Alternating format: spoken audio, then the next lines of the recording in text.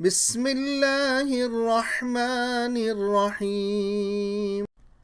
ألم تر أنا أرسلنا الشياطين على الكافرين تؤزهم أزا فلا تعجل عليهم إنما نعد لهم عدا يوم نحشر المتقين إلى الرحمن وفدا ونسوق المجرمين إلى جهنم بردا لا يملكون الشفاعة إلا من اتخذ عند الرحمن عهدا وقالوا اتخذ الرحمن ولدا لقد جئتم شيئا إدا تكاد السماوات يتفطرن منه وتنشق الأرض وتخر الجبال هدا أن دعوا للرحمن ولدا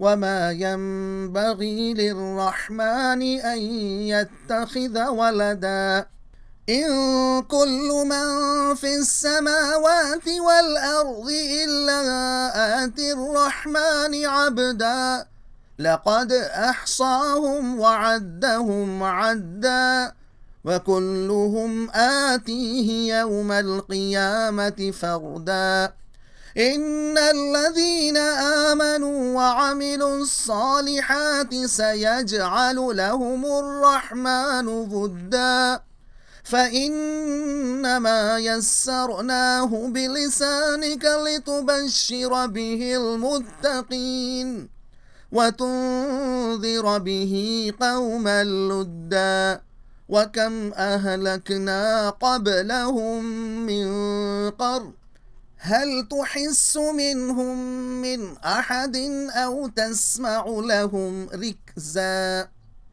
मज़मून अहले ईमान को सब्र की तलक़ीन और कामयाबी की खुशखबरी।